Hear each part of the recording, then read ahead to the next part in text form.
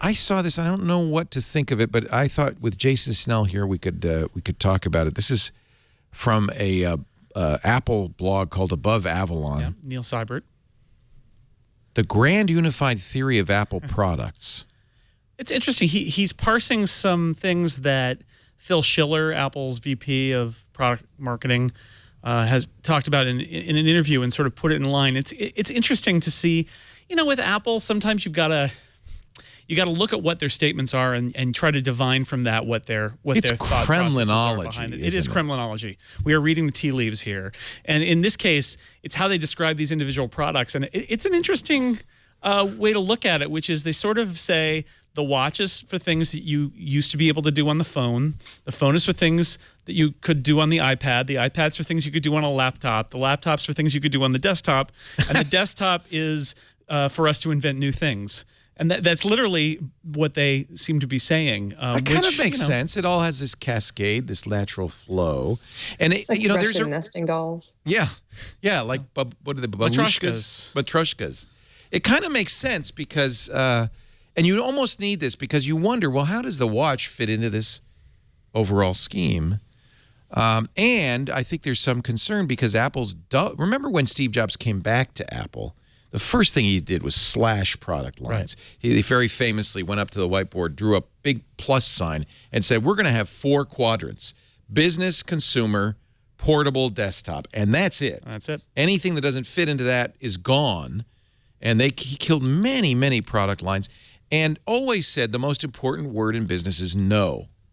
Remember, what was this? One of the biographies where, or maybe Johnny Ive, I think he mentioned this in an interview. He said every day Steve would come to me and say, "How many times did you say no today, Johnny?" And he wanted to hear a big number.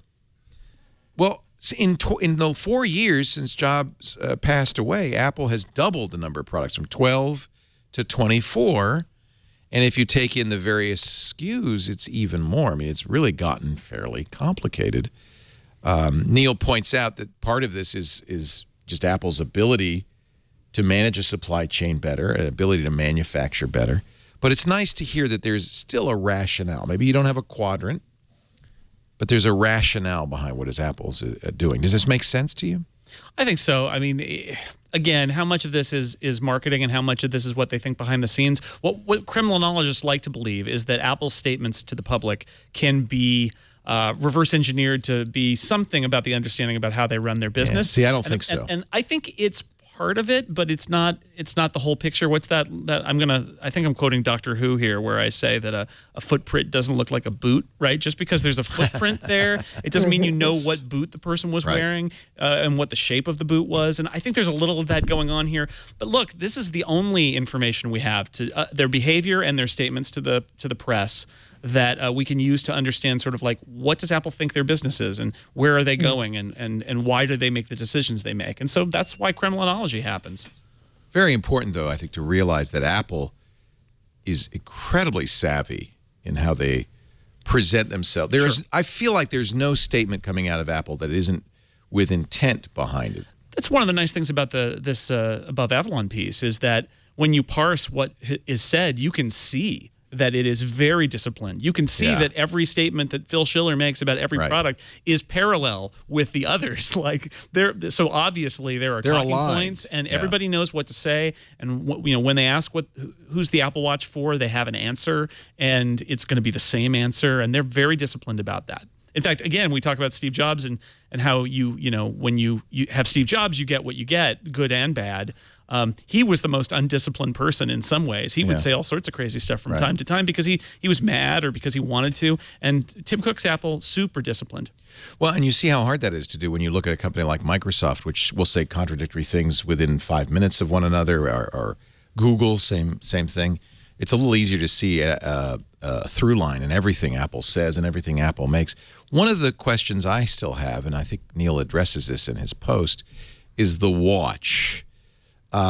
He says, while we did have to reset expectations after the watch came out, he says, I continue to think the Apple Watch is being underestimated, that people don't see it where it's headed. Now, I'm wearing an Apple Watch, but I've said myself, feels like a flop. It feels like it didn't live up to its promise. You know, and it's more complicated. Yeah, there's another one. Katie, you have one? Oh, look, we have the same one, Will. Look. Yeah. I'm not wearing mine right now. But you I didn't have want to one. be bothered by the alerts. See? And of course, Jason's wearing one. I got mine. So, but we're not a good sample. No, we're not. But at the same time, we may also be not a good sample about whether it's a flop or not. I mean, it sounds like the sales figures are pretty good. They are. They're maybe $1 million a month, according to some analysts' guess. And so then it's about what your expectations are. Yeah. I think it's just so early, right? We have this vision that whenever Apple comes out with anything, it's going to be perfect from day one. It's going to revolutionize our lives from day one. And actually, we have that idea of it, and it's never been the case. Like, that's never happened. Like, when the iPhone came out, it took years to revolutionize our lives while they had the App Store, right? When the iPad came out, it was just like an iPhone. You know, you remember they had the thing where you could double the size of apps so that you could use like apps that weren't out on iPad. You could still use the iPhone versions. I mean, that was a horror show. And yet we still sort of continue to think that Apple's going to release something that's going to be fully formed and perfect from day one. I think this is, you know, much better than the iPad was on day one. It's much better than the iPhone was on day one. Is it as good as the iPhone or the iPad are now? Absolutely not. Will it get there? You know, I'm absolutely convinced it will, and I agree with the guys on the blog. Like, I think it's completely underestimated. You agree, I think it's Katie? interesting too to see this in light of the comments that Angela Ahrendts made. She was at the Fast Company Festival in New York City, and it's really one of the first times they'd put her out in public. It's been very odd trying to figure out what It has. I the hell keep she's expecting doing her at to show Apple. up on stage somewhere. And So she finally does, and if you look at the context of, well, this is what all the different products are for, and these are the kinds of people they're for, her push was really more around productivity, like how she wants to rearrange the stores by how we'll use the products or what use cases they can solve, whether that's music or making music or videos or business tasks, and how each product can somehow fit into our lives in the way that we get up and work and live. So something like the watch, that feels very much to me like a product that just hasn't really found its use case yet. I mean, how long has the iPad existed? And only now are we seeing it being given a real business tool purpose with the accessories necessary and the size necessary for people who are architects or designers to really use the iPad. And that's just happening now. But I think that there's a chance that could be successful, right? So the watch is, for us, we had high expectations for it because we own a lot of Apple stuff. And we wanted it to be as cool as our phones are. But for somebody who doesn't own a lot of Apple products or is new to the company, for them, it will probably be a much more natural process of, oh, I wonder what I can do with this in my daily life. Like, maybe my watch is going to be this thing that I only use for business purposes because I like the way it reminds me for meetings every 20 minutes, I'm never late again. Right. And that in and of itself is a wonderful tool that maybe somebody who is using their MacBook for music doesn't care about. That for me has changed my life, by the way. I just always tell people the Apple Watch makes me like a way more polite person, because rather than checking my phone every 10 minutes when I'm in a meeting, if I get a little tap on my wrist, I know it's time to go, and there's no need for me to be looking at anything else apart from the person or the thing that I'm supposed to be doing. It would be worth it'd be worth it just for that, in my view. And I know that's like a really niche use case, but actually that's a niche use case that a lot of people wouldn't appreciate unless you ever actually tried it, right? Right. And if you're looking at life in the bigger context of, okay, what's productivity for me and what is business for me, there's your use case for the watch. Say you're not that person. Say you're a physician. Maybe there's a use for the watch that's totally different from timekeeping. Or if you're an artist, there might be a use for it that's totally different. And again, it's just going to be a matter of those purposes coming together over time with experimentation and app developers creating tools that we'll like or we won't. I'm open to that notion, but I think, like the iPad Pro, the Apple Watch is a concept that's yet to be proven. It's all potential, and actually I've started wearing, mostly potential. Mostly potential. I started wearing again. Well, I'll give you an example. We flew to Vegas on Thursday, and I thought coming home, I really should put the boarding pass in my phone and then transfer it over to my watch. And the only people who are going to do this, I think, having done it now, are people who are really kind of geeks who are dedicated to getting this thing working, because it's not as convenient, I'm be completely honest, as going up to the kiosk, printing out your boarding pass and carrying it. You have to kind of fuss with it as you're walking up the line and make sure it's on the screen, and then it's on the watch, and you have to, and then you can't, this is Virgin America, so you can't fit the watch under the scanner. Right, but that's an argument against mobile boarding passes in general, right? Like you just said, paper is easy. It's just easy, it works. So that's maybe an argument against the phone. Indictment of the watch.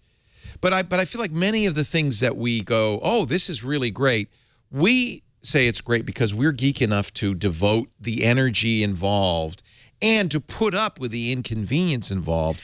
And I don't think a normal person is going to, I feel like the potential is unrealized. I really do. I think you're smoking crack, Leo.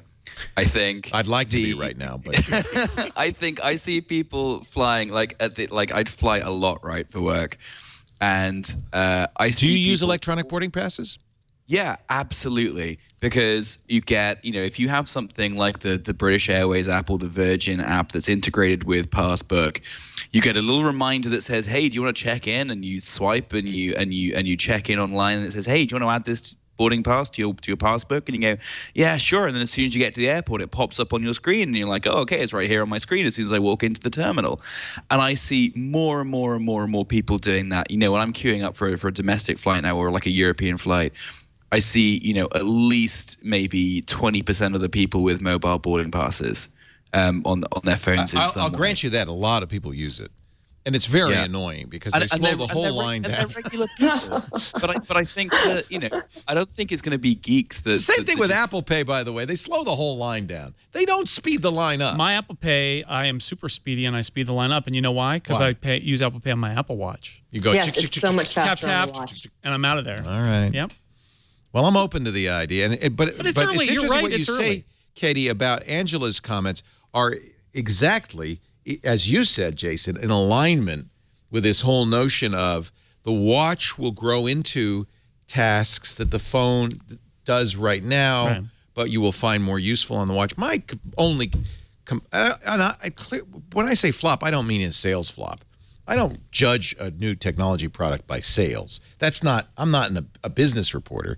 I'm judging it by utility, applicability to what purpose, and it hasn't made itself indispensable to you. And so I understand. I'm also an individual case. I'm not a universal case. But I try to look at it with a kind of a universal mind. It's fiddly. There's touch. There's a knob. There's a button. The UI is complex, maybe overly complex. I feel that and as Ken from Chicago said in our chat room, this is one of the first Apple products we've seen. He says that didn't have a cohesive story about how people would use it. They just said, here's some features, No, they sprayed use cases against the wall back last September when they announced it, and or 2 Septembers ago now, and that's absolutely true. And I think it's still finding its way. I think you're right. It's telling that. For me, the most compelling uses of it are the face itself and the notifications I get, and Siri, not the apps and the glances. I just wish the face were on all the time, don't you? It would be nice. It's really annoying. I've completely internalized that little wrist flip, but I'd rather I didn't have to do it. Sure. No, I think that if the face was on all the time, it would make life much easier. Yeah. And also, if you could enable the payment function without having to have the security code on it. Yeah. Because I hate that darn security code. Like, that is just the stupidest thing in the world. But if you have a credit card synchronized to it, you have to have it. And it's like those are the two things that drive me absolutely nuts. Well, one thing that drives me nuts with Apple is their passion for security means they ask for passwords and codes far too often, all the time. Endlessly. Yeah. And type in your App Store password. Type in your and this is with fingerprint. I mean, this is it's like, what I gave you my fingerprint. What more do you want? Mm-hmm. Not like I have Katie Benner's phone or something. This is my phone.